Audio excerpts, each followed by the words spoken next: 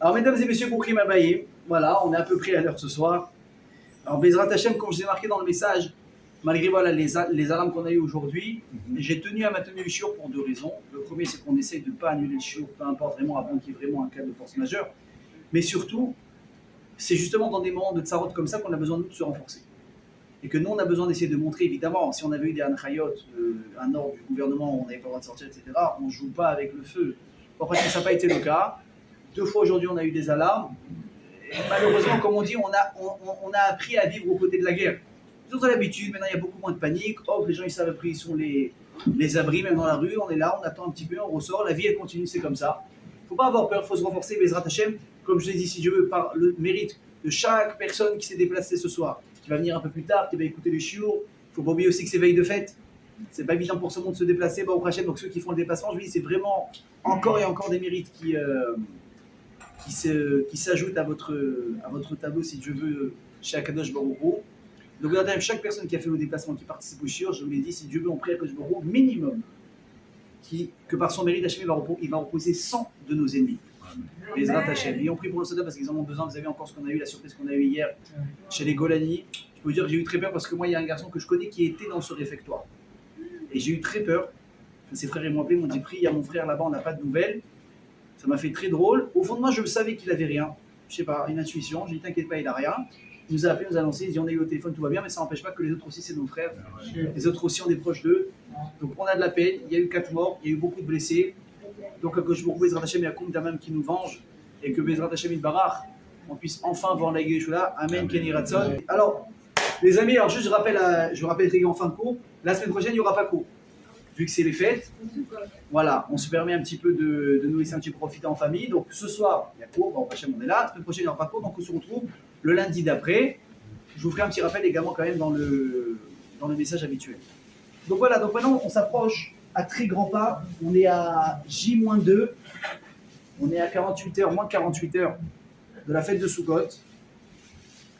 Et Bezrat Hashem, vous le savez, on va dire dans le Birkat, on va dire dans le Kiddush, que Sukkot ça représente quoi? Yom Chag Simchatenu. C'est la fête par excellence de la joie. Pessah c'est Cherutenu, c'est notre liberté. Shavuot c'est Matan Toratenu, c'est la Torah. Ok, c'est les 2 fêtes principales. Et la troisième c'est quoi? C'est Sukkot, c'est quoi? Simchatenu. Alors, ce qui est intéressant, c'est qu'Akadosh Baruch Hu, il nous ordonne d'être joyeux pendant Sukkot. C'est une mitzvah, et comme j'ai l'habitude de vous dire, mitzvah ne veut pas dire béa, bonne action. Mitzvah veut dire obligation. Milachon tzivul. C'est-à-dire que si déjà toute l'année on est censé être dans la joie, je ne vous apprends pas. Vous entendez Rabbi Nachman, vous entendez les Chachamim, plus on entend, la simcha c'est important, celui qui est dans la simcha il attire sur lui le shefa, la tzvara. Je parlais avec de ça quelqu'un en téléphone, je lui dis est-ce que tu imagines? Plusieurs fois c'est que j'ai entendu dans des cours, mais c'est de la folie. Je ne veux pas me perdre parce que après voilà, le cours il va durer 1h30. Mais une personne, quand on y pense, c'est grave. C'est dingue. Vous êtes des fois dans des galères, des épreuves, des stress. Ok, on va tous voir au Hachem. Et tu commences à stresser. Et au fond de toi, il y a un truc qui te dit, mais si tu jouais un petit peu le je m'en foutiste comme ça pendant 5 minutes, et que tu essaies de relativiser la situation, et tu dis à Koli et Bessel, tout va bien se passer. Vous savez que j'ai eu des petits coups de rasra moi la semaine dernière, pour chacun ses petites angoisses, ses galères de la vie de tous les jours. Et il y a un truc qui m'a vraiment pris la tête. Après, je me suis dit, mais stop. Et il y a que du beaucoup au-dessus de tout ça. Toi, est-ce que tu t'en fais alors que tu sais que c'est Hachem qui est derrière tout ça, n'est-ce pas? J'ai dit, celui qui stresse, et j'étais en train de stresser. Quelqu'un qui manque des mots là, comme je me rends. Tu as peur de ne pas avoir ça et ça, tu l'as pas, c'est Hachem qui a voulu. Si tu l'as, Hachem il a voulu. Mais pourquoi tu te mets dans la galère comme ça? J'ai réfléchi comme ça, mais maintenant minutes, et puis de problème. Voilà. La journée était belle, il y avait du soleil. D'un coup, je me suis rendu compte que le soleil était beau dehors. D'un coup, je me suis rendu compte qu'il faisait beau, parce que dans la tête, on voit gris, on pense noir. Il faut arrêter avec ça. C'est très simple. Et je parlais avec quelqu'un aujourd'hui qui disait, mais est-ce que tu te rends compte que quand tu penses positif, écoutez bien ce que je vous dis, tu as le pouvoir d'attirer de la réussite sur toi uniquement parce que tu penses positif. Parce que tu penses que tu vas t'en sortir dans ta situation, la situation, elle peut changer. Pourquoi? Vous savez pourquoi? Parce que Hachem nous a donné une force de créateur. On est capable de créer des situations, des dimensions, par les actes, par la parole, mais également et uniquement par la pensée.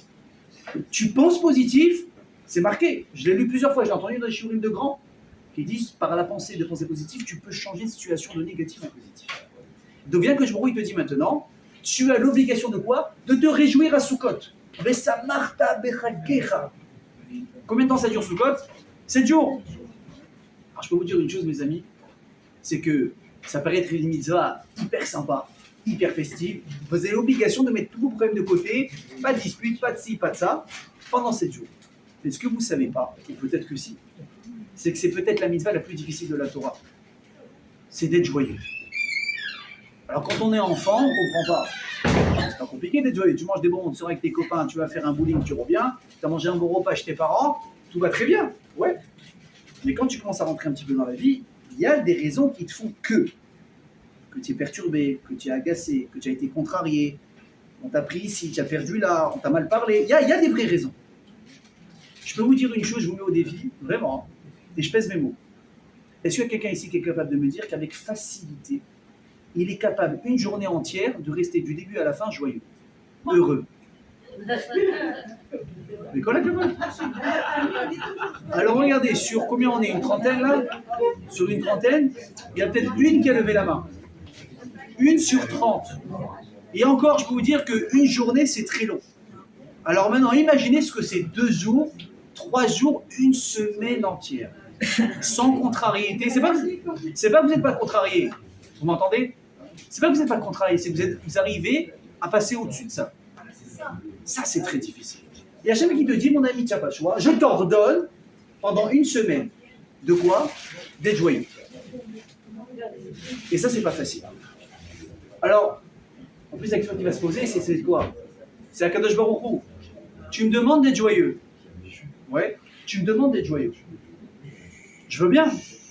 Mais dans quel contexte tu me mets? Dans quel contexte tu me mets pour être joyeux? Est-ce que tu m'as mis à la maison sous la clim? Est-ce que tu m'as mis dans mes habitudes tranquilles? Où tu me dis d'aller? Tu sors de chez toi. Tu sors de ton petit canapé, de ta clim, de tes petites fauteuils comme ça qui sont agréables. Tu descends. Si tu as la chance, tu as la souka sur le balcon. Sauf qu'il fait chaud, il fait froid, les moustiques. Il faut aller, les allers-retours. Dans le meilleur des cas, tu vas descendre 1 ou 2 étages. Tu as pu faire la souka en bas. Et là encore, il faut monter, il faut descendre, il faut débarrasser. Déménagement, évidemment. Et bien, dans le pire des cas, c'est quoi? Souka communautaire. Souka communautaire. Alors là, c'est... Moi, vous savez, je ne l'ai pas connu longtemps. J'ai très peu de souvenirs. Parce que déjà petit, je me rappelle qu'on avait une souka Baruch Hashem à la maison en France. Mais j'ai des souvenirs petits quand on n'avait pas encore cette souka. C'était les sacs entiers de gamelles à préparer. Il fallait les porter. D'accord? Ici, il y a des synagogues toutes les 5 minutes. Mais en France, il fallait marcher pour aller à la synagogue pendant les fêtes. Et quand c'était des jours de fête, et quand c'est Shabbat, vous vous souvenez ou pas? Il faut brancher les platas, il faut réserver les places sur les platas, il faut arriver, il faut réserver les places dans la souka. Je suis invité avec lui, il faut 7 places, mais ils ne sont pas là. Ah, mal les galères qu'il faut, oui ou pas? Et on a oublié ça, ah, c'est pas possible, et le petit, et ça, et la poussette. Hachem ne nous a pas du tout mis en condition, il ne nous a pas facilité la tâche pour être heureux. C'est le meilleur moyen de s'énerver pour rien. Mais c'est froid, mais t'as pas branché la plata, mais t'as oublié ça, mais on peut pas compter sur toi, je t'ai demandé de réserver une place, et si, et ça, et Hachem il te dit, oh, mon ami, Raksimra. Tu dis Hachem, tu la pousses, Raksimra. Mais moi à la maison, tu me dis Raksimra, il n'y a pas de problème. Là maintenant, comme ça, comment tu veux que je fasse? Donc la question, c'est un petit peu contradictoire ce qu'Hachem veut de nous. Donc on va essayer de comprendre Bezrat Hachem. C'est quoi le sens de la souka, c'est quoi le secret, et surtout, pour couronner le tout, on va rajouter dans le Birkat, vous savez, dans les Arachaman, qu'on dit Arachaman, où Yezakenu les chefs Basuka, au Rochel, Léviathan. Qu'Hachem nous donne le mérite de s'asseoir dans la souka qui est faite avec la peau du Léviathan. Alors vous imaginez la scène ou pas? Aujourd'hui, on a des soukas, ce que j'appelle 2.0. Tu arrives, la vérité, pour ceux qui se donnent les moyens d'acheter une bonne souka, ça va vite, je rigole pas. 1 heure montre en main, tu as fini de monter la souka. Si tu n'as pas acheté le modèle à 300 shekels, hein. Tu as acheté un modèle un petit peu plus évolué, ça va très vite. Sinon, tu te casses les doigts, et je parle par expérience des erreurs passées des années précédentes. En 1 heure montre en main, c'est terminé ta souka. Ça va. Tu as le tissu, tout va bien, tu mets ta clim, tu mets le ventilateur, tout va très bien. Mais est-ce que tu imagines que tu fais ta souka dans une peau de baleine? C'est quoi ça? L'odeur, l'hygiène. Moi, je veux pas être celui qui s'assoit à côté du mur. Hein. Et qu'est-ce qu'on va dire le jour de Sukkot? Hachem Alvaï qu'on ait le mérite de s'asseoir dans cette souka où Pinocchio il est tombé, il s'est fait avaler. Là, tu dis, il y a un souci. Donc, évidemment, comme on dit, tout ça est en train de dire ici d'Archeni. Essayez de comprendre pourquoi. Alors, pour comprendre, je vais vous donner une petite Agdama. C'est quoi Agdama en hébreu? Pour ceux qui font l'Ulpan, M. Tapiro. Agdama, c'est quoi? Introduction. Ok? Vous voyez, je vous ai fait gagner un cours déjà. Intro. Ils disent les Koubalim, c'est quoi la raison pour laquelle on nous demande, presque après Kippour, de sortir de la maison et d'aller dans la souka? C'est vraiment rapproché, hein. On a à peine 3 jours, on a fini Motsei Shabbat, donc on va dire dimanche, lundi, mardi, mercredi, on est déjà dedans. D'ailleurs, vous le savez, Chazaï dit ce sont les 3 jours où tout le monde est d'accord qu'on n'a pas d'Yetzerara dans ces jours-là. Pourquoi? Parce qu'on est tellement en train de courir, on est tellement préoccupé par tout ce qu'on a à faire, on sort un appel de Kippour, et on a déjà fini Rosh Hashanah. Il faut acheter les arbres minimes, j'espère que c'est fait pour les hommes, Lulav, les Trog, Ada, Sarava, Baruch Hashem. Ensuite, il faut sur la souka. Ensuite, il faut faire les courses. Il faut cuisiner. Il faut inviter cela. Tu te rends compte que tu as oublié des trucs. La base. Tu n'as pas le temps de faire ouf, tu es déjà dans Soukot. Ou tu as le temps de faire des avérotes. Les avérotes, c'est quand un homme il s'ennuie, quand il a du temps à rien foutre. Il pense à qu'est-ce qui ne va pas dans sa vie, ou il pense comment il peut critiquer les uns et les autres, ou il pense quel avéra il peut faire parce qu'il a 5 heures devant lui à rien faire. Quand tu es dans le feu de l'action, tu n'as pas le temps de faire des avérotes. Tu es occupé simplement par ta vie et tes obligations.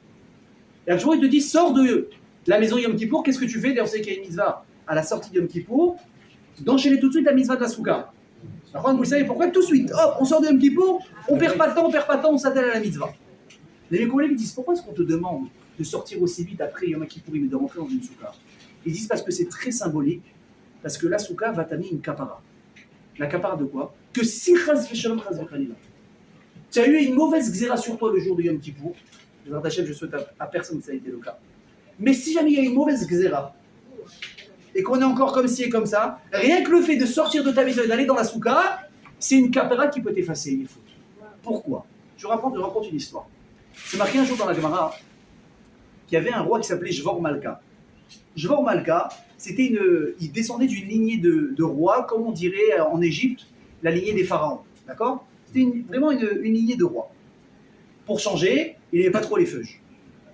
Et un jour, il a décidé, il a dit, allez, les Juifs, j'en ai marre, il faut les abolir. Pourquoi? Écoutez bien ce qu'il dit, ce roi. Il dit, parce que ces Juifs, ils sont tellement puissants, ils ont tellement des ressources, de force qui nous dépassent, spirituelles, il faut les abolir, sinon un jour, on va se faire bouffer par eux. Vous voyez, ce qui est marrant, c'est que même les non-Juifs, les goïs, ils sont conscients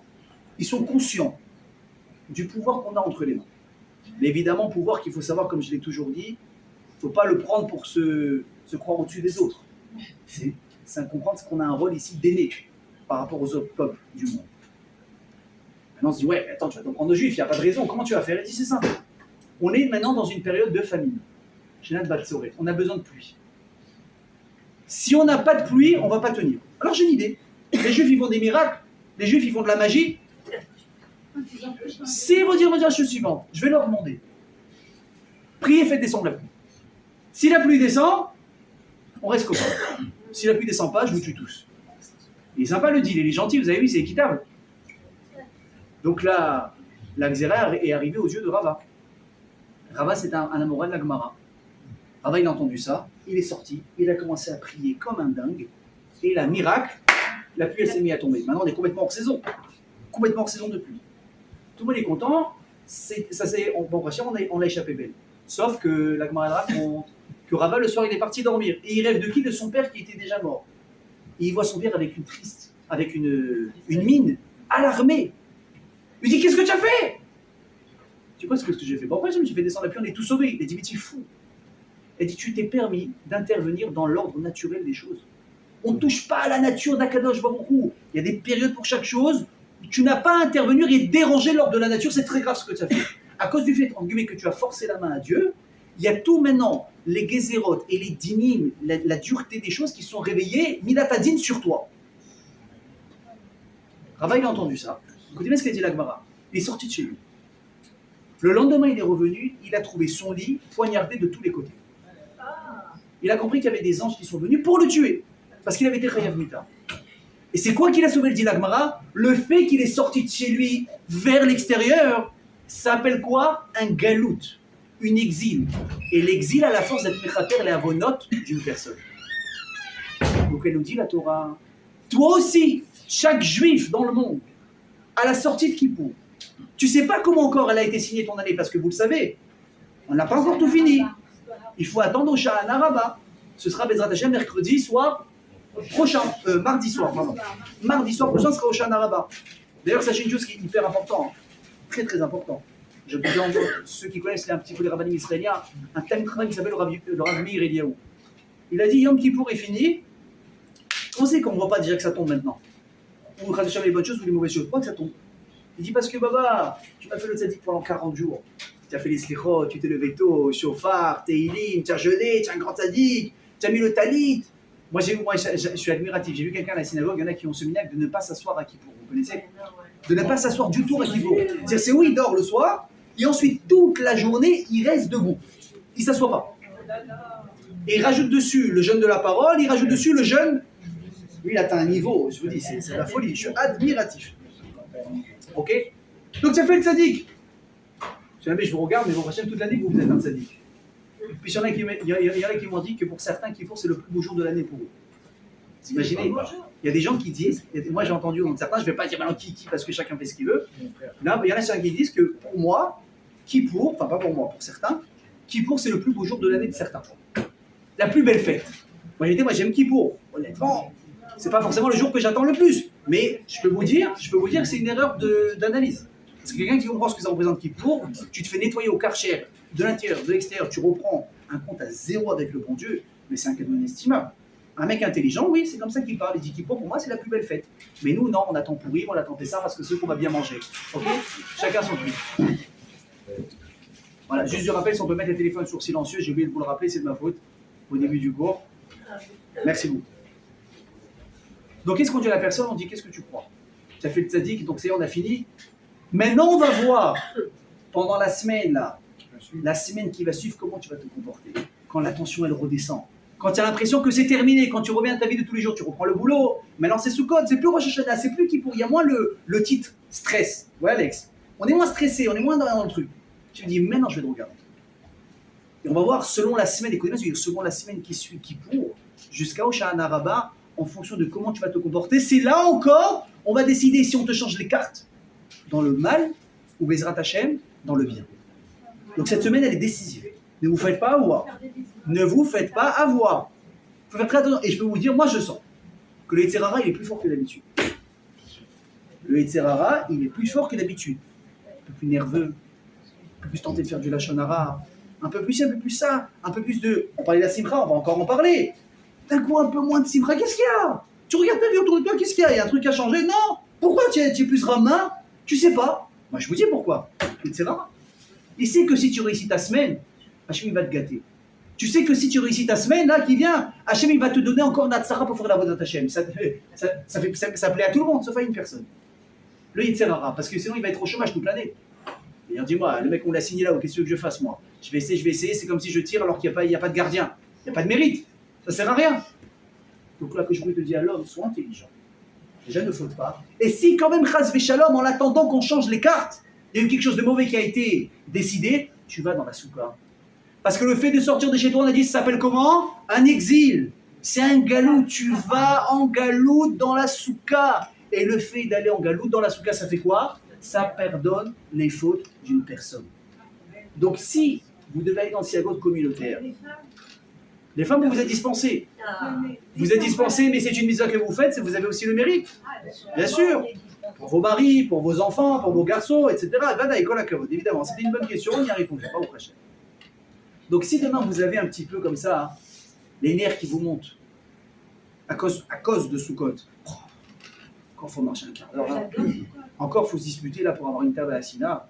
Encore il faut marcher, encore il faut porter des trucs, encore c'est encore ça. Dis-toi, tu es en train de porter maintenant des sacs de nourriture pour éviter demain de porter des galères. Tu es en train maintenant de marcher un quart d'heure pour aller à la synagogue et faire la mitzvah de la souka. C'est une marche que tu ne feras pas chez l'avocat maintenant pour te disputer avec quelqu'un qui t'a embêté, qui essaie de te faire à l'envers sur un contrat. Dites-vous que chaque chose qu'on fait de mitzvah, je veux dire, c'est la première année où j'ai fait la mitzvah de souka avec autant de plaisir. Pourtant, j'ai pas galéré. Hein. il y a eu des imprévus, des trucs qui sont abîmés, il fallait arranger, j'étais fatigué, vous vous souvenez, j'étais malade les dernières semaines, ça a été tout en même temps, mais comme je vous ai dit plusieurs fois dans les cours, le temps qu'on passe à faire des mitzvot, les galères qu'on passe à faire la Avodat Hashem, ce sont des galères au moins qu'on n'a pas dans d'autres choses. J'ai dit Hachem, merci que je galère pour la souka. Merci que je galère pour trouver un etrog. Merci que je me suis fait mal en faisant la souka. Baruch Hachem, c'est pas un truc qui va me tasser Shalom dans la rue. Hachem te dit voilà, je te fais des cadeaux. Donc ça, c'est premier élément. Maintenant, je vais vous dire quelque chose que je pense que vous ne connaissez pas. Parce que je vous ai dit dans le titre, on va parler de Sukkot et de ses secrets. C'est quoi la spécificité des jours dans lesquels on se trouve maintenant, y compris évidemment Sukkot? Alors, il faut savoir quelque chose. Que nous sommes maintenant dans une période où dans les mondes célestes, il y a énormément de balagan et de changements qui se passent. Je m'explique. À l'époque du Beth Amikdash, quand le Beth Amikdash existait, on avait un accès direct pour parler et communiquer avec Dieu 24 heures sur 24. Toutes les tfilotes qu'on faisait, elles montaient au ciel. On parlait avec Dieu, c'était ouvert. À partir du moment où le Beth Amikdash a été détruit, je vous dis la phrase que dit Srazal parce qu'elle même si elle fait mal, elle est très belle, écoutez bien. Miyom shecharav Beth Amikdash, depuis que le Beth Amikdash a été détruit. Mechitza shel barzel, une muraille de fer, de métal, mafseket ben Israël et ben Aviyem sheba Shamaï. Il y a une muraille qui s'est dressée entre les Bnei Israël et Akadosh Baruch Hu dans le ciel. C'est-à-dire les prières, qu'est-ce qui se passe? Elles sont bloquées pour nous. Très compliqué. D'ailleurs, nous dit Srazal, vous allez voir comment c'est très représentatif ce que je vais vous dire. Quand il a créé l'homme, n'est-ce pas, l'homme était androgyne. Vous savez, je vous apprends rien. C'était quoi? C'était, ce que je vous dis, c'était dos à dos. Gavel gav. On ne se voit pas, on ne se parle pas, on ne communique pas, on est comme deux étrangers. Qu'est-ce qui s'est passé? Qu'est-ce qu'il a fait finalement à Akadosh Baruch Hu? Il a pris l'homme et la femme, il les a séparés, il les a mis l'un face à l'autre. Panim ou panim. Quand le Beth Amikdash existait, on avait ce contact avec Dieu qui est face à face. Ça veut dire qu'on avait une communication avec lui illimitée. Nous dit Srazal qu'aujourd'hui encore, malgré que les prières, elles sont bloquées, il y a un moment dans la Hamida tous les jours où, entre guillemets, ces visages qui sont dos à dos, ils se remettent l'un envers l'autre et on peut prier. C'est quand? Rappelez-vous de ça, ça dure toute l'année. Hein. Quand on arrive dans la Hamida, messieurs, on dit les Ma'an, Shemo, des Ahava. À ce moment-là, qu'est-ce qu'on fait? On a séparé ces deux mondes qui sont collés et qui nous empêchent de parler avec Dieu. On les a redressés l'un envers l'autre et on a ouvert le canal des prières par rapport à Akadosh Baruch Hu. Et quand on finit la Hamida, qu'est-ce qui se passe? Ces mondes-là, ils se referment. Et c'est comme ça chaque prière et chaque jour, etc. Nous dit Srazal quelque chose d'extraordinaire. Que toute l'année, les mondes sont fermés et on a beaucoup de mal à prier envers Akadosh Baruch Hu. Et c'est la raison pour laquelle Rosh Hashanah s'appelle Yom Hadin. Pourquoi? Parce que même ce jour-là, les mondes sont fermés et les prières ont du mal à passer. C'est l'apogée du Yom Hadin. Par contre, à partir de Rosh Hashanah, à Seret Yemei Teshuvah, qu'est-ce qui se passe? Léat, ça commence à s'ouvrir. À Seret Yemei Teshuvah. J'ai dit, tu comprends que c'est là que tu dois mettre le paquet? J'ai entendu un machal, une parabole extraordinaire à la veille de Kippour, du Rav Biderman. Encore une fois, c'est un grand conférencier israélien. Il a ramené la parabole suivante. Il a dit un jour, il y avait un riche qui se baladait dans la forêt, en pleine journée. Non, c'est la forêt. Il y avait comme ça quelqu'un qui habitait dans la forêt. Un pauvre comme ça avec une... Tu vois la maison, même les trois petits cochons avaient une maison mieux faite, ok? Vraiment une maison qui ne donne pas envie. Un autre type, il avait bon cœur, il dit au riche, il dit, tu sais, tu es dans la forêt, rentre chez moi, viens, je te mets à l'abri. L'autre, il fait le stop, qu'est-ce qu'il lui dit? C'est pas l'habitude d'un riche d'aller dans ton truc, là. Ta baraque en paille, là. Il dit, tu es sûr? Il dit, ah, t'inquiète, je m'arrange. Et il part. Maintenant, il se perd. Et la nuit, elle commence à tomber, il commence à avoir très très peur. D'un coup, au loin, il repère la lumière de la maison du gars. Donc il court, il se griffe, il se fait mal, il se déchire le pantalon, il a peur, chaque bruit, il sait pas ce que c'est. Il arrive avec le mal, il tape. Et là, le type, au travers de la porte, il lui dit, oui, qui c'est? Il dit, c'est le monsieur, le riche de tout à l'heure. Ouvre-moi la porte. Il dit, excuse-moi, j'ai pas l'habitude d'ouvrir la porte en pleine nuit. Il dit, que je m'en fous, c'est un machal. Il dit, tu dois prier quand moi je te dis de prier. Tu dois dire des slichot quand moi je te dis des slichot. Et fais tes chouvas et mets le paquet quand moi je te dis que ça vaut le coup pour toi maintenant d'être le paquet. Ne fais pas le fanfaron. Ne baisse pas ta garde quand c'est trop tôt. Et que finalement tu vas te rappeler, aïe, aïe, aïe, aïe, aïe, mais si j'avais su que je devais faire comme ça avant Sukkot, si j'avais su que Sukkot c'était tellement ce qu'on appelle un câlin d'Akadosh Baruch Hu, pourquoi je ne l'ai pas fait? Mais c'est trop tard. Alors évidemment, je vous l'ai déjà dit, la Teshuvah, bien sûr qu'on peut la faire toute l'année. Celui qui vous dit le contraire, c'est un confrère, c'est un menteur. À la différence, comme je vous l'ai dit il y a 2 cours, je crois, c'est que la possibilité de ce que tu peux faire aujourd'hui, hein, à l'image de ce que je vous ai dit, ce conteneur qu'on est en train de poser là, au port, pendant qu'il est en l'air, avec un doigt, tu peux pousser des tonnes. Mais une fois que c'est posé, il faut 100 personnes pour le faire. L'année, tu peux faire tes chouvas. Mais à quel prix?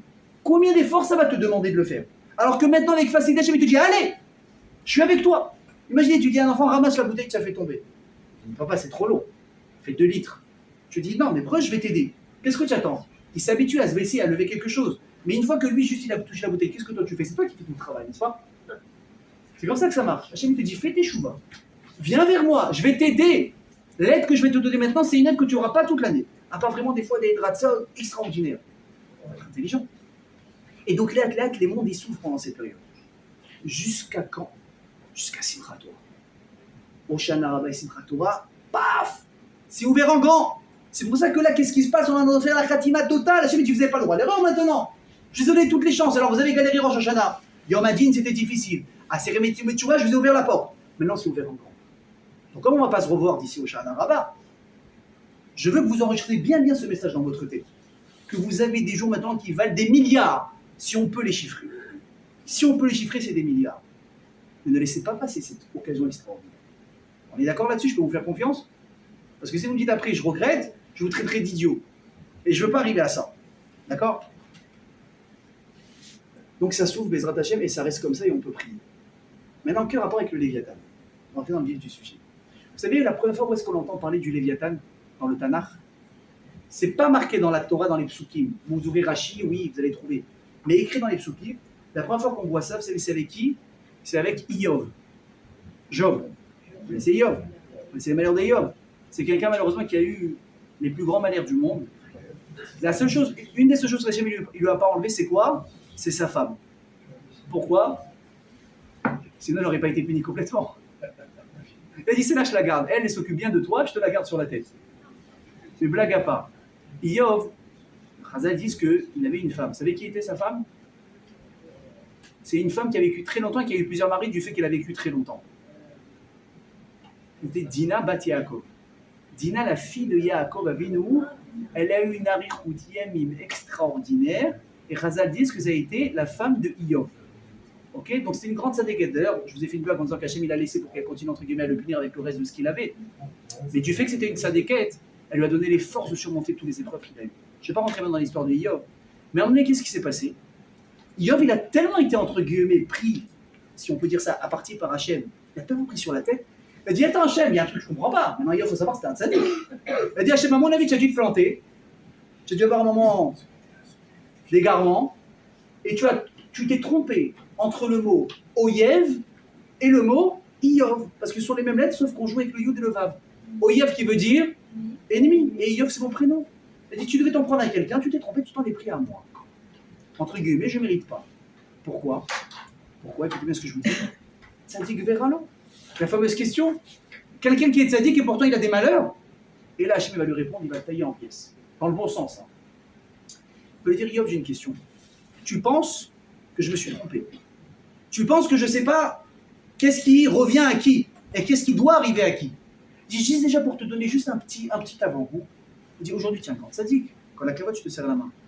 Tu sais qui tu étais dans ton Gilgula Kodem? Tu sais, tu es la résurrection de qui? Ça, on ne pourra pas le savoir, non. Ça, on ne peut pas le savoir. Hachem, lui, sait. Il me dit, Iyov, sache que tu es le Gilgul de qui? De Terach. Terach qui était le père de Abraham. Le plus grand idolâtre de l'histoire. Non seulement il était idolâtre, il a été prêt à donner son fils, à tuer son fils parce qu'il ne voulait pas faire la Boudazara. C'était un niveau, hein, le gars. Il dit, tu es toi aujourd'hui le Gilgul de Terach. Donc sache déjà, juste pour fermer ta bouche, que tout ce que tu passes ici, ce n'est pas une erreur. C'est des réparations par rapport à ce qui s'est passé. Déjà, on referme la parenthèse, premier point. Maintenant, moi, j'ai beaucoup aimé. Il lui dit, écoutez bien ça. D'ailleurs, juste quoi pour la petite histoire avant de continuer. Vous avez entendu parler du Rabbi Yehuda Fetaya, ça vous dit quelque chose? Rabbi Yehuda Fetaya, c'était un très très grand Mikobal, d'ailleurs, qui est enterré à Razitim à Jérusalem. un Mekoubal, il a écrit un livre qui s'appelle Ruchot Mesaprot. Les âmes racontent. Lui, son truc, c'était sa puissance, c'était de parler ce qu'on appelle au Dibukim. C'est les âmes qui prennent possession des corps des gens. Vous avez entendu parler déjà de ça, n'est-ce pas? Une femme qui parle avec une voix d'homme, quelqu'un qui devient dément. Il y a un grand équivalent, il dit lui, il a une âme, c'est quoi? C'est une âme qui n'a pas encore accès au repenti. C'est une âme qui tourne, et parce que comme elle ne veut pas se faire attaquer par les mauvais anges, elle prend possession d'un corps et là-bas elle est protégée. Mais la différence, c'est qu'elle est en train de détruire l'homme de l'intérieur. Parce qu'il y a deux âmes, il n'a rien à faire là-bas. Ok? Bon, je ne vais pas vous faire des cauchemars ce soir. Le Médac Métaillé, il a écrit tout un livre là-dessus sur tous les cas qui sont venus à lui. Et un jour, il raconte, écoutez bien ça, que dans sa ville, il y avait un bébé qui était né, écoutez bien, d'une mocheté, c'est pas humain. Tous les bébés sont mignons. Même si on est parents, même si on n'est des fois pas objectif. Un bébé, c'est mignon, c'est petit, ça a des beaux yeux, ça rigole, ça fait des gna-gna. Tout le monde craque devant un bébé. Là, il te dit c'était un bébé avec des pustules moches, mais une horreur. Et le bébé, il grandit. Maintenant, là où il va, personne ne veut jouer avec lui, personne ne s'approche de lui. Il est moche, il est toujours mis en quarantaine. Non, mais il grandit, il a de la peine, ce gosse. Il est jeune, mais ça devient un ado, il est toujours mis de côté.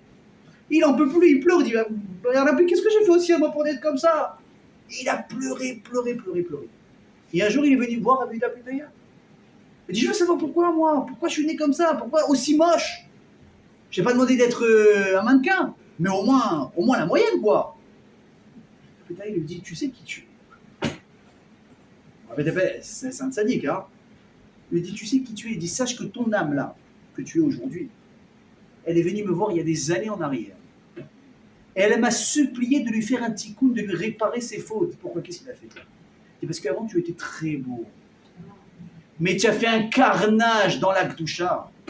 La débauche, des femmes ida, des femmes mariées. Tu as fait n'importe quoi. Et tu es arrivé là-haut. Ils t'ont fait souffrir pour te faire pardonner. Mais ça ne suffisait pas. Avec ça, ta capara n'était pas encore finie. Et tu as supplié de comment tu peux voir fin à tes galères? Et il a dit, ton Neshama est venu me voir, il a dit, mais comment je peux finir avec ça? Il a dit, il y a une solution, c'est que tu reviennes dans le monde et que tu fasses tes chouvas. Mais il lui a dit, écoute bien, ta Neshama, elle a hurlé, elle a poussé un cri, qu'on aurait pu entendre dans le monde entier. Il dit, tout mais pas ça. Tout mais ne redescends pas ici, je vais refauter, t'es fou. Je suis en train de demander pardon sur ce que j'ai fait une fois, ne me remets pas dans cette situation, je ne veux pas redescendre. Il lui dit, mais tu n'as pas le choix. Tu ne seras pas pardonné. Il a dit, tu sais ce qu'il m'a dit? Il me dit, alors tu sais quoi, Rabbi, je suis prêt à une condition. Que tu me fasses redescendre ici, d'accord. En tant qu'homme, d'accord. Mais d'une mocheté, d'une laideur, où je serai protégé des avérotes nuit et jour. Il a dit, j'ai dit ok. Il dit, si tu es dans cette situation, parce que tu l'as demandé. Et c'est la seule chose qui peut te protéger aujourd'hui pour arriver à ton tikkun. Ça, c'est une histoire évidemment parmi tant d'autres, mais pour vous montrer quand les gens ils posent des questions, mais qui, pourquoi?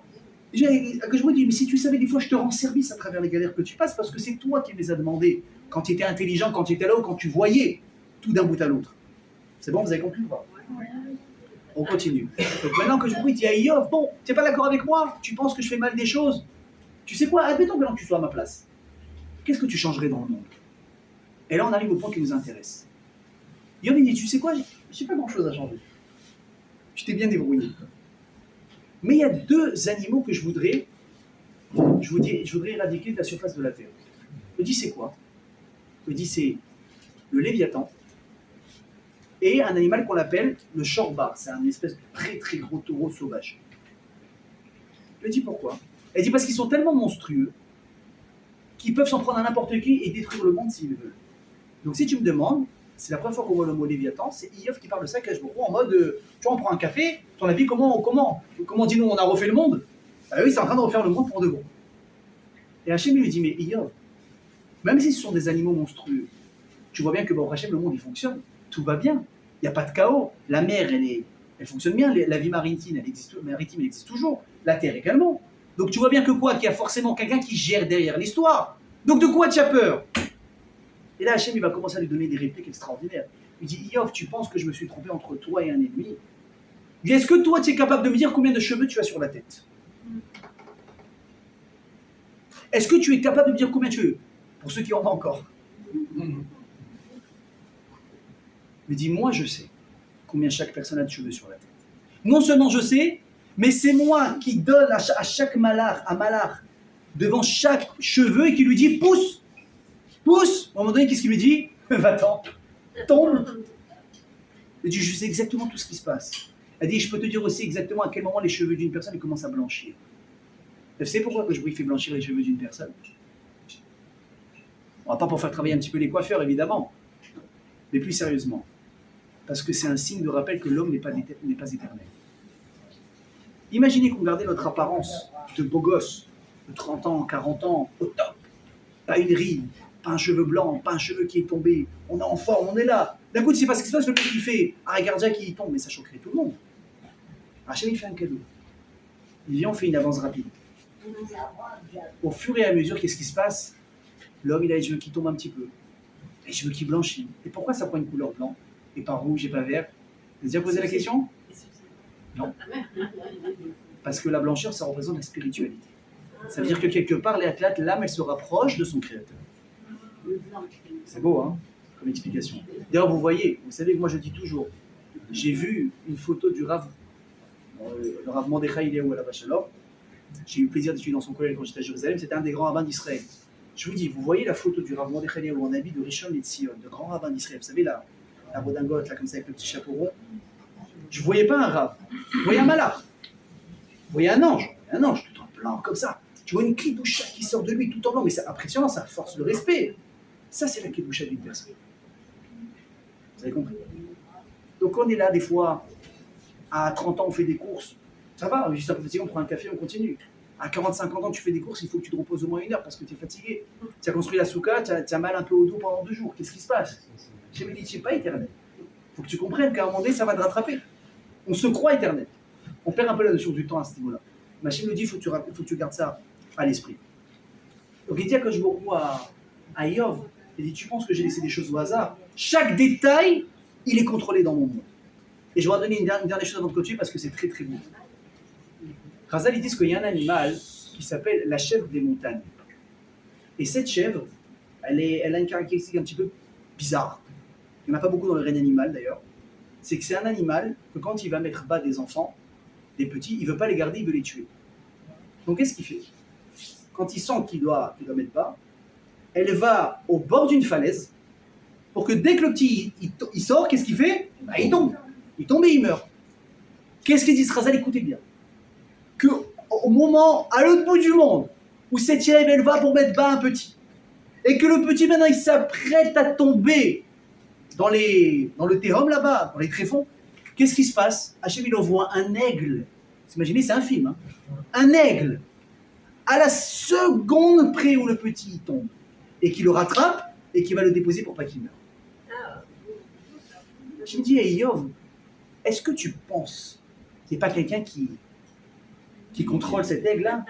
Une seconde avant, c'est trop tard. C'est trop tôt. Une seconde après, c'est trop tard. À la seconde. N'importe où, dès que cet animal est là, j'envoie l'aigle. Et toi, tu penses que j'ai pu me tromper d'adresse pour les épreuves d'une personne? En réalité, j'aurais plus rien à redire après ça.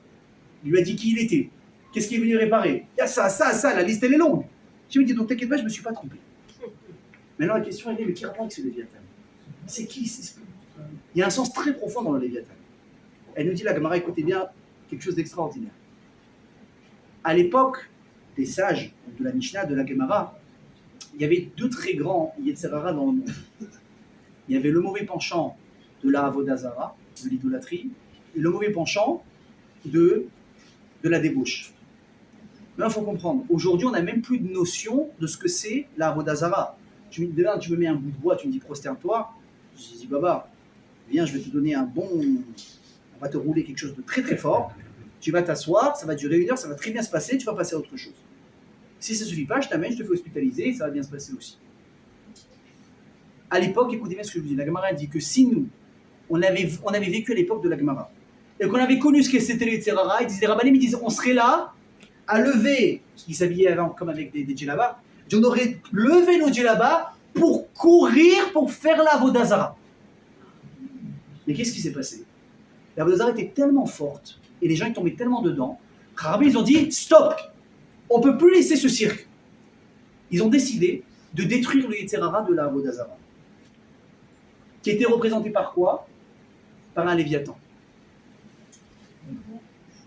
Ils ont dit, voilà ce qu'on va faire. On va faire un truc simple. Ils se sont rassemblés. Vous imaginez, hein, c'est pas n'importe qui. Ils ont jeûné, ils ont prié, je ne sais pas qu'est-ce qu'ils ont prié, pendant 3 jours non-stop. Et ils ont prié comme je vous dis, ils leur livre le Yetzirara. Au bout de 3 jours, elle raconte la Gemara. Écoutez bien, c'est une histoire de fou. Il y a un lion de feu qui sort du Kodesh à Kodashim du Beth Amikdash. Et la Chachamim lui disent, c'est lui! C'est lui le Yetzirara de la Vodazara, il faut l'attraper. Ils ont essayé de l'attraper. Ils rugissaient, parce qu'ils savaient qu'il allait détruire. Ils rugissaient. La Gemara raconte que ils ont dit, s'il continue à rugir, on l'entendait sur une, écoutez bien ce que je vous dis, sur une distance de 1600 km à la ronde. Elle dit, s'il continue à crier, son cri déchire tellement les cœurs que même Bachamim vont avoir pitié de lui, vont dire arrêtez. Qu'est-ce qu'ils ont fait finalement? Ils ont amené une prison en plomb. C'est que même aujourd'hui on utilise le plomb pour enlever les mauvais esprits, etc. Oui. C'est pas, oui, il y a des sources à tout, on prêchait. Ils ont pris cette prison, ils l'ont enfermé à l'intérieur, ils ont prié, ils ont réussi à le détruire.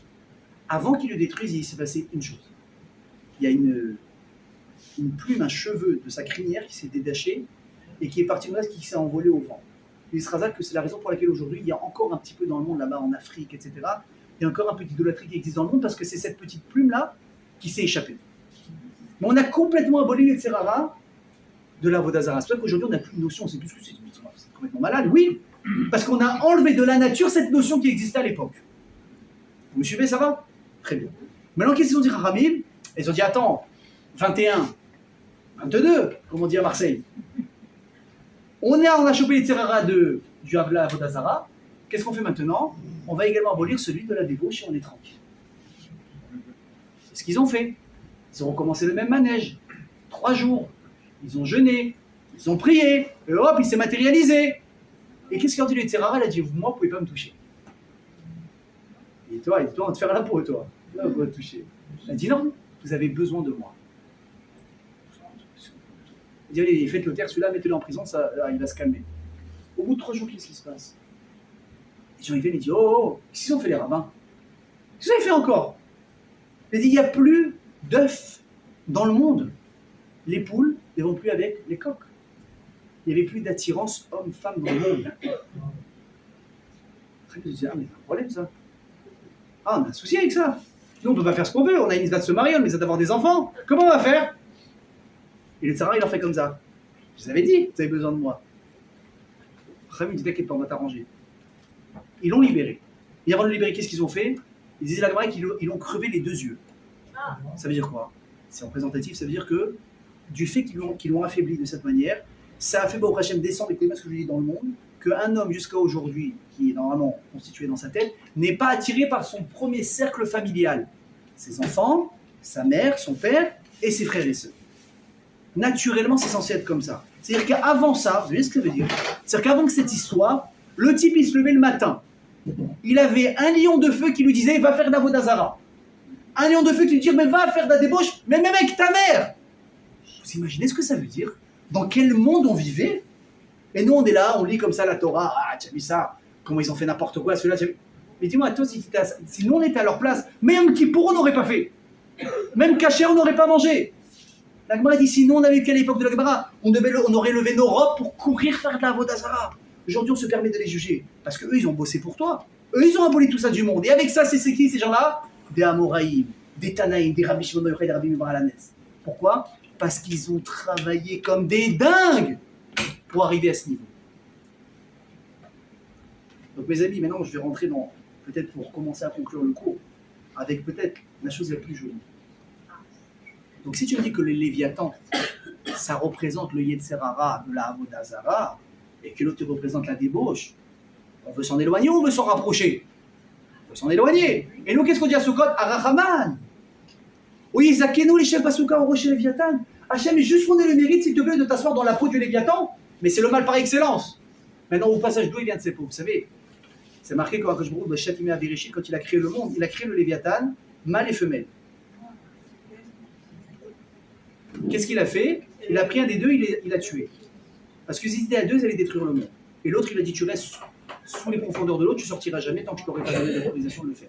Et qu'est-ce qu'il a fait, dit la Gemara? Il a pris la viande de ce Léviathan qu'il a tué, il a salé, il a mis de côté pour la Seudat Mashiach, pour les tzadikim. Bizrat Hashem, ce sera ce soir, Amen Kenny Ratson. Et nous, qu'est-ce qu'on dit Hashem? Je veux rentrer dans la peau du Léviathan. On vient d'expliquer que c'est le mal par excellence. Qu'est-ce que tu veux rentrer? La réponse est extraordinaire. Rav Nachman bar Yitzhak, c'est entendu ce nom? Quand il est né, c'est un grand électron de la Braque. Quand il est né, ils sont venus le voir, les voyeurs, ils ont dit à sa mère, tu sais que là, tu as eu dans ta maison un des plus grands brigands qu'il y aura dans le monde. Rav Nachman bar Yitzhak. Ça va être un voleur, mais Madoff à côté, c'est un enfant. Il dit, comment on fait? Il dit, il y a une solution. Tu lui prends une kippa XXL, tu le mets sur la tête, il faut que jamais il l'enlève. Jamais il faut qu'il enlève cette kippa. Ça va le protéger. Le petit, sa mère, il a grandi, presque elle lui a cousu au péote. Mon fils, la kippa, tu l'enlèves jamais. Il dormait avec, il mangeait avec, il allait étudier avec, il jouait au foot avec. Tu sais, il y a des gens, quand ils sont au foot, ils se prennent pour Messi. Ouais. Le mec, il enlève la kippa, il court, au bout de 10 minutes. Ah, zut, elle ouvre la kippa. Et tu vois, d'être sadikim, quand il court, qu'est-ce qu'il fait? Il met la main. Non, c'est pas pratique. Tu perds les clés, tu perds la vitesse. Vas-y, mais lâche-la ta kippa. Va le mec de but, on est en train de se mener 3-1. Tu sais ce que c'est la kippa? C'est la protection, c'est la kippa. Moi, j'encourage beaucoup de gens, je vous avais aidé. En France, il y avait l'antisémitisme, les gens n'avaient pas à mettre la kippa. Je comprends. Ici en Israël, bon Hachem, je me dis, on n'a pas trop d'excuses, messieurs, de ne pas mettre de kippa. Il y a part le fait que c'est une mitzvah, c'est marqué en Shulchan Aruch. Un homme, c'est l'echet arba amot, il kippa. Il n'a pas le droit d'aller arba amot, 4 coudées, 4 mètres sans kippa. Il faut se couvrir la tête. Ok? Mais à part ça, de mettre une kippa, vous savez que ça vous oblige, ça vous engage. Vous le savez ou pas? Parce que vous marchez demain dans la rue, etc. Vous parlez mal à quelqu'un, vous escroquez quelqu'un. Bon, on ne sait pas, il est chiloni, il est religieux, il est juif, on ne sait même pas ce qu'il est. Ok? Mais dès que tu t'affiches avec une kippa sur la tête comme ça, qu'est-ce que tu cries? Je suis juif et je suis pratiquant, je crois qu'il y a quelqu'un au-dessus de ma tête. Donc tu ne peux pas faire ce que tu veux. Alors imaginez si tu marches avec des tzitzit. Ouh là là.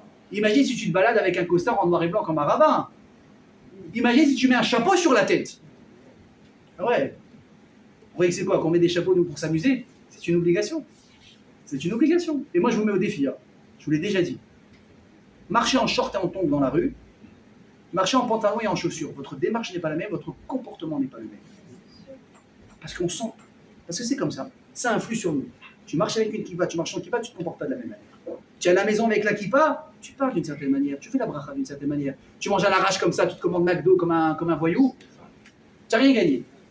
Ok? Donc qu'est-ce qu'on a dit? On dit à surveiller après, surtout qu'on n'avait jamais sa kippa. C'est devenu un tzaddik. Et pourtant la Gemara raconte qu'un jour il était sous un palmier. Le mec il avait déjà 30-40 ans, tu as compris? Il a roulé sa bosse dans la Torah. Sa kippa elle est tombée. Elle raconte qu'il s'est mis, écoutez bien, à grimper à l'arbre, c'est un arbre qui ne lui appartenait pas. Il a voulu voler des dattes, comme un enragé, c'est-à-dire un enragé avec, à la force de ses bras, comme ça, comme un singe, il a grimpé. Il voulait attraper les fruits, pour les penser comme ça, pour les voler. Et au moment où il était en feu d'action, il a eu comme ça un réveil intérieur. Il s'est rendu compte de ce qu'il a fait, il s'est en train de faire. C'est Hachem qui l'a protégé, il y a 40 ans de Torah, ça aide quand même. Il s'est vite repris, il a mis sa kippa, il s'est protégé. C'est quoi le message? Le Gemara a dit, mon ami, tu as une pulsion de tueur, pas de problème. Je ne vais pas dire que c'est normal, ça peut arriver. Il y a une solution. Deviens chochette, deviens Moël. Je ne suis pas devenu chochette parce que j'ai envie de tuer des gens, je vous rassure. Hein. Je vous rassure, ça n'a rien à voir, ça c'est vrai, je vais déjà raconter l'histoire. Mais il y a des gens qui sont sanguinaires. Tu es sanguinaire, ne deviens pas un tueur en série. Chez nous, il y a des mitzvot très bien. Il y a l'abattage rituel, il y a la mila, ça va te calmer ton truc intérieur bizarre que nous on ne sait pas expliquer mais qui fait partie de ton âme, il n'y a pas de souci. Je dis ouais, mais quelqu'un, alors écoutez bien, quelqu'un qui a un problème de débauche, comment il fait? C'est un secret. Comment il fait? Chazal dit c'est extraordinaire. C'est quoi la débauche? Ça s'appelle Gilouy Arayot. Traduction, découvrir des nudités. Là, tu vas, alors c'est quoi? Il dit va découvrir des secrets de la Torah. Pourquoi? Il dit Chazal parce que la pulsion de la débauche, c'est représenté par l'élément qui est l'eau. Et la Torah dit quoi? Ven Maïm et la Torah. L'eau est également représentée par la Torah. Tu as des envies d'aller découvrir des choses que tu n'es pas censé aller voir. Rentre ta tête dans les chidushim de la Torah. C'est un puits sans fond. Ça ne s'arrête pas, c'est des chidushim extraordinaires. Et c'est la seule chose qui peut quoi? Qui peut casser le tzerara des femmes chez un homme. D'aller découvrir la Torah. C'est bien le fait d'aller découvrir autre chose. Vous imaginez? C'est ça qu'elle dit, ils disent Razal, Baratilo Yetzerara, Baratilo Torah, Tavlin. Traduction, je lui ai créé Yetzerara, mais je vais d'abord créer la Torah qui est un, alors on traduit par médicament, antidote. Vous savez ce que c'est Tavlin en hébreu? C'est quoi Tavlin? Il dit à Kosh Baruch, tu sais ce que j'ai fait moi? C'est pour conclure le cours, c'est magnifique. Tu sais ce que j'ai fait moi? Moi j'ai pris le Yetzerara du Léviathan. Je lui ai fait la shrita. Je l'ai tué. Qu'est-ce que j'ai fait avec cette viande-là? Je l'ai salée. Je l'ai assaisonnée. Par quoi? Pour les tzadikim. Vous savez qui va avoir le droit de manger de cette viande? Ce sont les tzadikim. C'est quoi un tzadik? Un tzadik, c'est quelqu'un qui est descendu avec ses mauvais penchants, avec ses mauvais traits de caractère, avec ses pulsions, et qui a su les orienter correctement pour utiliser son potentiel qui était à la base tordu pour le rendre une force extraordinaire dans la voie d'Hachem. Je me dis, toi, tu as ta place avec moi. Et où? Dafka dans la peau d'un Léviathan qui représente, on a dit quoi? Le travail sur soi par excellence. Donc quand c'est le jour de Sukkot, et que tu veux te rapprocher d'Akadosh Baruch Hu, qu'est-ce que tu dois prier dans la Soukha? C'est ce que vous allez prier dans la Soukha? Des fois, on dit, bon, je fais quoi? J'ai mangé. Non, je fais quoi? On l'a dit. Partie de poker, on l'évite. Hein? Manger comme ça sans bracha, on évite. Ça, on évite toute l'année. Vous imaginez bien encore plus dans la petite maison de Dieu, individuelle à la maison. Mais alors, qu'est-ce que je fais dans la Soukha? Je fais quoi? Je regarde Netflix. C'est pas très conseillé non plus. Je fais quoi? On étudie, oui, mais à part ça. Je mange, oui. Je dors aussi. Mais je prie à Kadosh Baruch Hu. Hachem, je suis ici maintenant on appelle ça, non, structure, dans un univers, dans une ambiance qui est propice à quoi? À être capable de me rediriger vers l'endroit où tu m'attends. C'est capable de prendre mes mauvais points qui sont là, à me faire des avérotes et dire je prends ça, je l'inverse pour en faire des mitzvot. Et pour terminer, vraiment, je vous raconte une dernière histoire. Et c'est pas des feuilles. Il y avait aux États-Unis, c'est une histoire vraie. Hein. Il y avait aux États-Unis une personne depuis qu'il était petit, son rêve c'était de rentrer dans les forces d'élite de l'armée américaine. On parle souvent de ça, là on va parler des Américains. Le type, toute sa vie, depuis que c'était un gosse, il s'est entraîné comme un sportif pour arriver le jour J, à ses 18 ans, se faire enrôler dans l'armée, mais attention, hein, vous avez compris, élite de folie. Le type il mange comme un sportif, il dort comme un sportif, du sport, matin, midi, soir, un robot. Le type il arrive le jour où il y a les inscriptions, il vient, tac tac, on fait les premiers tests, c'est une balade pour lui. Ça fait 15 ans qu'il s'entraîne pour ça, le type. On passe les tests, ils sont 100 à l'arrivée. 100, pardon, au départ. Plus on avance, plus les tests, ils sont difficiles. Et plus on les voit tomber, il reste une poignée, dont lui. Maintenant, parmi l'équipe dont il fait partie, les examinateurs, ils remarquent que lui, il a une force extraordinaire.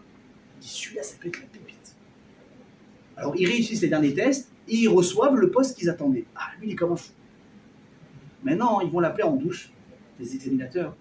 Et tu sais que, même si toi tu cherchais l'élite, il y a une section secrète qui s'appelle la Force 6. Tu n'en as jamais entendu parler parce que c'est tellement confidentiel que personne n'entend parler, à part que ceux que nous, on sélectionne. Dis, est-ce que tu veux y rentrer? Les tests sont très difficiles. Mais sur les 100, tu es le seul qui a peut-être le profil d'accéder à cette section. Le type, tu parles, il est content d'avoir eu son poste. Maintenant, son nouveau délire, c'est quoi? C'est ça et rien d'autre. Il dit, ok, demain on commence. Le type, il raconte qu'il en avait bavé pendant les entraînements, les épreuves de la première. Et il dit, à côté de ce qu'il a passé, ça a été... Il s'est rendu compte ce qu'il avait avant, c'était une balade, c'était des jeux d'enfants. Il a souffert. Ça a duré des mois. Et là, on arrive, dernier test. Tu passes, tu es accepté, tu passes pas, tu es recalé, tu rentres à la maison. Ils appellent ça la nuit des enfers. Laïla à Geinom. C'est quoi le truc? Ça se fait en hiver. Piscine semi-olympique, glacée. Il t'attache les mains. C'est en vrai, hein. Il te jette dans l'eau. On te sortira de la piscine quand ça nous chantera. Tu te débrouilles pour vivre en attendant. Donc le type, bon, je sais nager. Le mec, il remonte à la surface. Allez, il se met sur le dos, pas besoin des bras. Ouais, comme vous savez faire, n'est-ce pas? Pas besoin des bras. Et il se met la planche et vas-y, il fait le poisson. Tac, tac. 1, 2, 3, 4, 5, 6, comme ça. Première heure, pas de problème. Maintenant, il voit comme ça, mais l'examinateur, il est parti. Il fait une cigarette, il est parti passer des coups de fil, tu meurs, il s'en fout. Mais il continue 2 heures. Maintenant, au bout de 2 heures, il commence un petit peu à fatiguer. Quand même. Sont les bras, on est en pleine nuit, il fait froid. Il change de position, comme ça, il remonte, il redescend, il essaye. Et là, au bout de 3 heures, il se rend compte que quoi? Il est en train de plus faire de la plongée sous-marine que rester en haut. Et là, c'est forcé, il abandonne, il perd connaissance, il rentre dans l'eau. Là, tout de suite, évidemment, on est surveillé. Hop, on le sort de l'eau. Il reprend connaissance. Le serviteur lui dit la vérité, je suis déçu. Parce que je m'attendais à une chose. C'est qu'un type entraîné comme toi, il allait te dire au moins 6 heures, peut-être une 3 heures, tire au calme. Le type, il est au bout de sa vie. Non, ce que je vous ai pas dit tout à l'heure, c'est que toutes les épreuves déjà de la première section qu'il a passée, vous savez comment il a réussi à dépasser tout le monde? Parce que là où tout le monde tombait à chaque fois, lui il se disait quoi? Je vais tomber, mais dans 5 minutes. Dans 5 minutes je craque, mais encore 5 minutes je donne. Et les 5 plus 5 plus 5 qui finissaient toutes les épreuves. Et là il a craqué. Au moment où il a été renvoyé, il est parti voir le général. Il lui a dit, j'ai aucun problème d'être renvoyé. Mais une chose je vous demande. Je veux juste renager 5 minutes et je repars. Le type lui a dit, si c'est comme ça, j'ai accepté. Pourquoi? Il dit parce que ça, c'est un mental de guerrier. Tu n'abandonnes jamais. Et nous, ce qu'on cherche, c'est des gens qui n'abandonnent pas. Disrazal Rabotai, c'est ça, Soukot, c'est ça la guerre avec le Yetzirara. Tu veux me faire fauter? Il n'y a aucun problème. Dans 5 minutes. Dans 5 minutes, on va être les meilleurs potes, on va faire les 400 coups. Dans 5 minutes. Juste tu donnes 5 minutes. Vous savez ce qui se passe en 5 minutes? Tu réfléchis. Tu te calmes. Tu te reprends en main. Tu veux pas? 5 minutes ils ont passé, tu as tenu, tu dis quoi, etc. Bouge pas. Encore 5 minutes. Et hop, en attendant, tu as un pote qui t'a fait, tu es sorti, tu n'as pas fait d'avéra. Tu me dis, c'est ça. C'est quoi Soukot? C'est la fête du dépassement de soi. C'est la fête du je te repousse encore un petit peu. Je me protège chaque jour. Je vais me cacher dans la souka le jour où j'ai du mal peut m'arriver, je me cache à Kadosh Baruch. En mettant jamais les amis, qu'on soit capable de rentrer en soukot avec vraiment la bonne conscience, de le sroud qu'on a dans ces jours d'Oshim. Qu'est-ce qu'on peut encore accomplir? Le cadeau qu'il nous fashion de la souka. Qu'est-ce que ça représente la souka? Quand vous ferez, je suis sûr, cette année Rahman, ou Yizakin ou les Shabbat Oro chez Leviathan, vous n'allez pas dire de la même manière. Et Alva, vous dire qu'on ait tous le mérite de partager cette fête des Anikim. Amen, Kenny Ratzon, Chazak Obaro, Chag Sameach, et on se retrouve donc dans la semaine prochaine? Non, dans 15 jours, Bezrat Hashem. Chazak, Chag Sameach à tous.